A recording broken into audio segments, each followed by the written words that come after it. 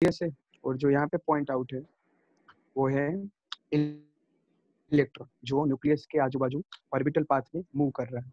Okay, और यहाँ पे जो इलेक्ट्रॉन दिया गया है उसकी डायरेक्शन दी गई XYZ, जो पूरे एटम के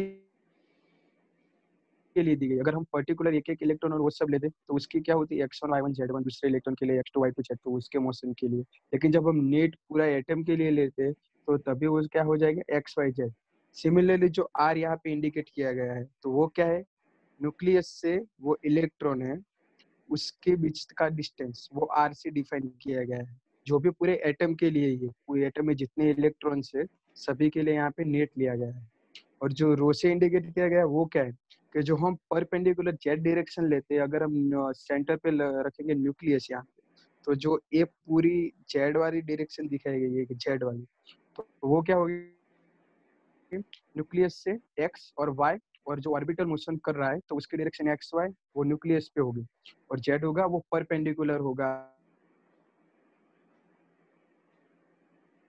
एक्स और वाई डायरेक्शन से। क्लियर?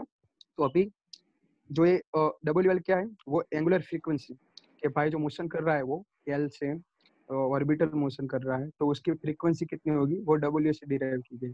और डेल्टा म्यू क्या है, वो इनर साइड होगा। वो किसके कारण होगा, काय किसके कारण मिलता है, मैग्नेटिक मोमेंट के कारण। मैग्नेटिक फील्ड होगा अपर की साइड, मैग्नेटिक मोमेंट होगा इसका नीचे की साइड, वो थंब रूल के हिसाब से। इसी के कारण जो परमिएबिलिटी की जो एवरेज डेल्टा यू दिया गया है वो भी डाउनवर्ड्स दिया गया है। तो इतना इसमें क्लियर है।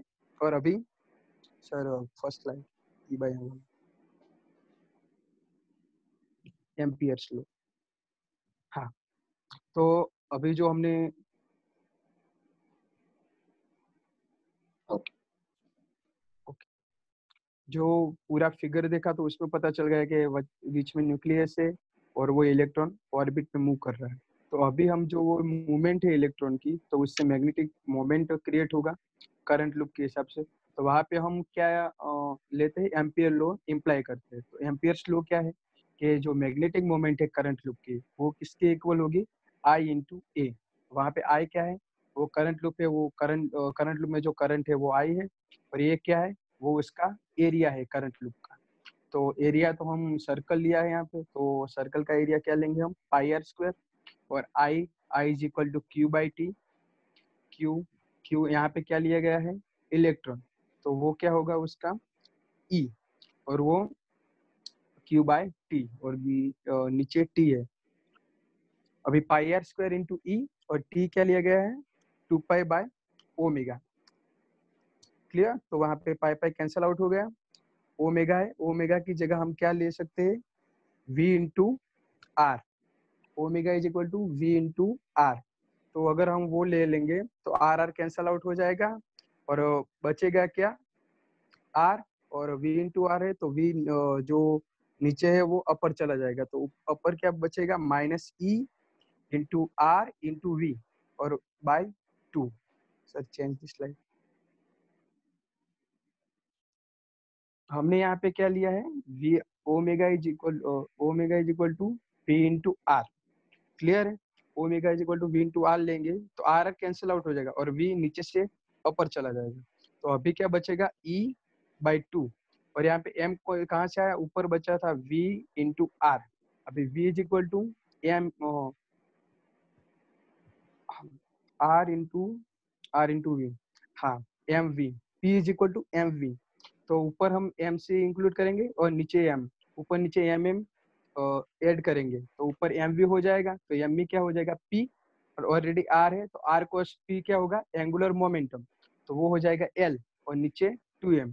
तो अभी हमें जो मैग्नेटिक मोमेंट मिलेगा म्यूएल, तो वो क्या मिलेगा, minus E by 2m into L, और एल क्या है, ऑर्बिटल एंगुलर मोमेंटम, जो हमें यहाँ पे इक्वेशन डिस्क्राइब कर ही रहा है।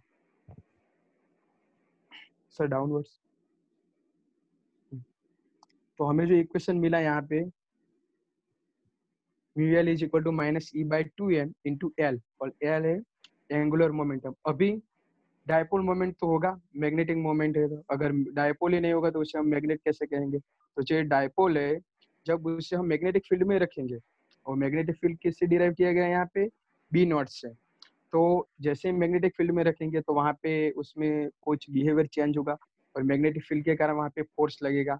जो फोर्स लगेगा वो उसे हम क्या कहते हैं, टॉर्क फोर्स। तो वो टॉर्क लग रहा है तो टॉर्क सिंपल, अगर मैग्नेटिक फील्ड है तो क्या होगा, बी इंटू म्यू एल। अगर इलेक्ट्रिक फील्ड है तो ई क्रॉस बी। यहाँ पे मैग्नेटिक फील्ड है तो मैग्नेटिक मोमेंट होगी, तो mu L into B cross. अभी म्यू एल की वैल्यू तो हमने फाइंड आउट कर ही ली है, -c/2m B not into L. तो वो वैल्यू हमने डीएल में रख ली।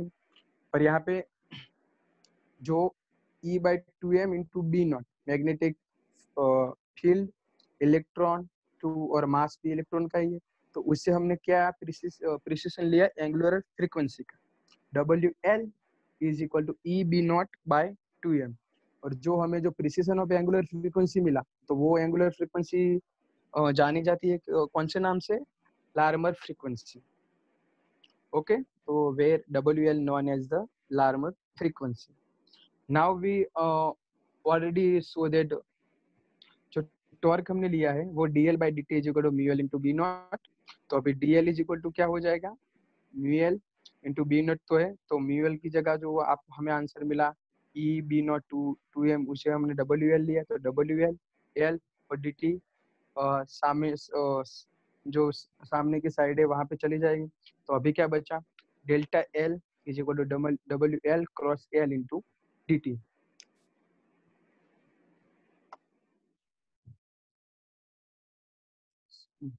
और यहाँ पे लिखा है the precision of the electron orbit process produce its own loop current, and therefore we get magnetic moment which is responsible for the dimagnetization of an electron of an atom or ions।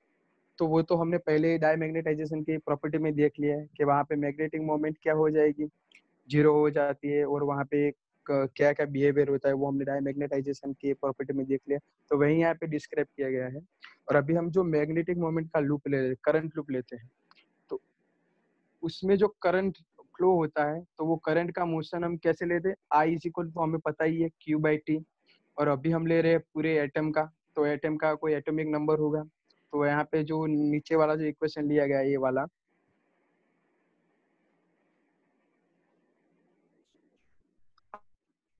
I is equal to -ZD into omega L upon 2 pi. तो यहाँ पे क्या लिया गया है, आई is equal to Q/T। तो Q क्या है, E। और क्या के लिया गया है, तो एटम का नंबर लिया है Z इंटू E। अभी T के लिया गया जो हमने पहले भी कंसिडर किया था, W ओमेगा L/2 पाई। तो यहाँ पे वो सिंपल है।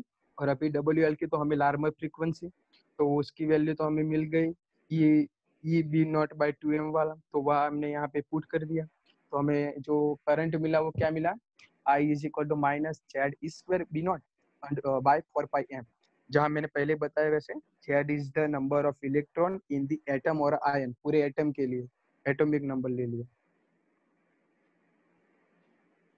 अभी the magnetic moment associated with the above loop current is written as।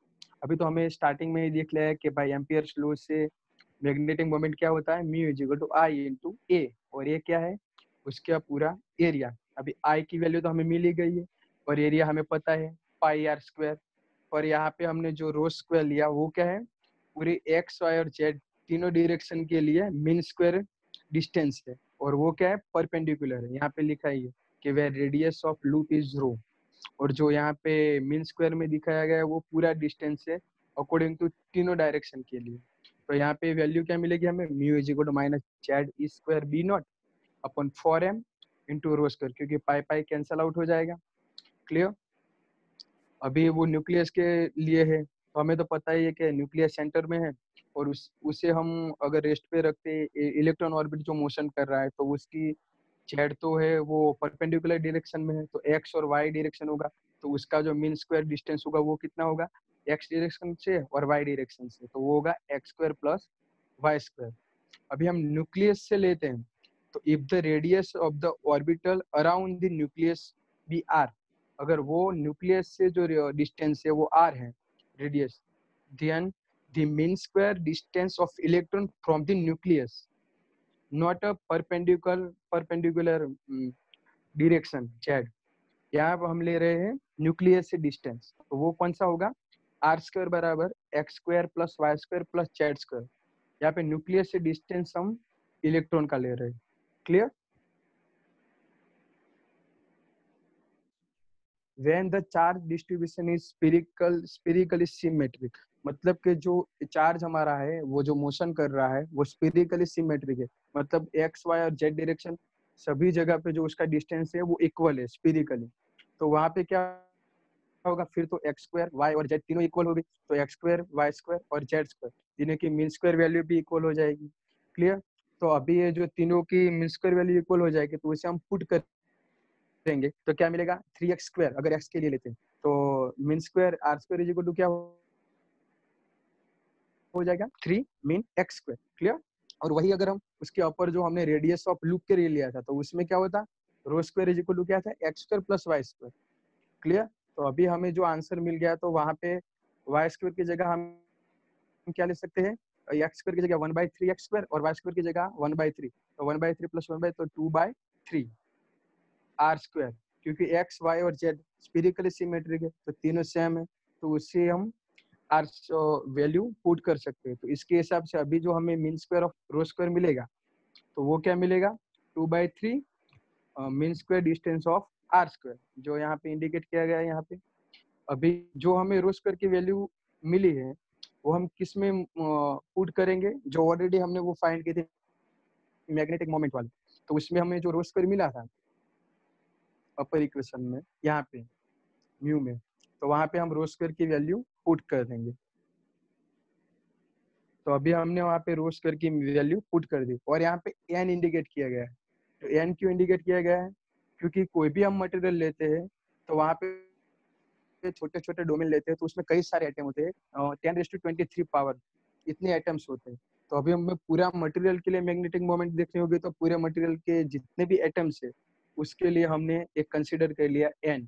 वो क्या है, n is the number of atom per unit volume. अगर हम एक एक पर यूनिट डोमेन के हिसाब से जाएंगे तब भी, तो वो पूरा आंसर हमें मिलेगा n, इसलिए कि एक पर यूनिट वॉल्यूम लेते हैं तो उसमें कितने एटम है, जो कि बहुत ज्यादा होते हैं, 10⁻23 power. Okay, now diamagnetic susceptibility, तो उसे तो हमें पता ही है कि उसे हम कैसे इंडिकेट करते हैं, वो स्ट्रेंथ फाइंड करने के लिए chi m is equal to m/h। m क्या है, मैग्नेटाइजेशन है, और h क्या है, जो हम अप्लाइड मैग्नेटिक फील्ड उस पे देते हैं मैग्नेट पे। तो यहाँ पे m और h मैग्नेटिक जो मैग्नेटिक फील्ड है उससे क्या इंडिकेट किया गया, b/μ, तो वो अपर चला गया म्यू, तो μ0/b0।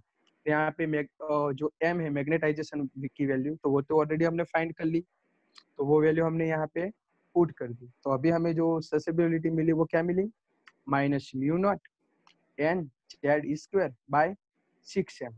क्लियर? और मीन स्क्वायर ऑफ r²। तो जो अभी जो इक्वेशन मिला वो कौन सा इक्वेशन मिला, कि हमें डायमैग्नेटाइजेशन जो मटेरियल है उसकी जो ससेप्टिबिलिटी है वो कितनी मिलती है, और जो इक्वेशन डिफाइन हुआ तो वो इक्वेशन को क्या कहा जाता है, Langevin relation of the diamagnetic susceptibility. जो ये इक्वेशन मिला chi m is equal to -μ0 n z²/6m। और for typical densities are and orbital sizes electron in solids, equation gives chi m approximately कितना होगा, -10⁻⁻⁵। और यहाँ पे नेगेटिव क्यों इंडिकेट करता है, क्योंकि डायमैग्नेटाइजेशन है, और डायमैग्नेटाइजेशन में इसकी वैल्यू क्या होती है, नेगेटिव होती है और स्मॉल वैल्यू होती है। यहाँ पे कुछ एग्जांपल दिए गए, बिस्मथ है, Hg मर्क्यूरी है, कॉपर है, तो उसकी वैल्यू दी गई, सभी वैल्यू नेगेटिव ही होगी क्योंकि यहाँ पे डायमैग्नेटिज्म है। अगर हम पैरामैग्नेटिज्म के लिए ये लैंग्वेज रिलेशन फाइंड करेंगे तो वहाँ पे क्या होगा, काई m की वैल्यू पॉजिटिव होगी, और यहाँ पे काई m नेगेटिव आ रहा है, तो यही वैल्यू अगर हम परमिएबिलिटी फाइंड करने के लिए ले दें तो वो क्या होगा, μm अगर लेंगे तो μm क्या हो जाएगा, 1 प्लस काई m। तो काई m की वैल्यू तो नेगेटिव है, अगर 1 में से हम माइनस करेंगे तो वो तो माइनस ही निकलेगी। तो इसी कारण परमिएबिलिटी की वैल्यू भी इसमें क्या होती है, लेस देन 1 होती है डायमैग्नेटाइजेशन में। खत्म सर।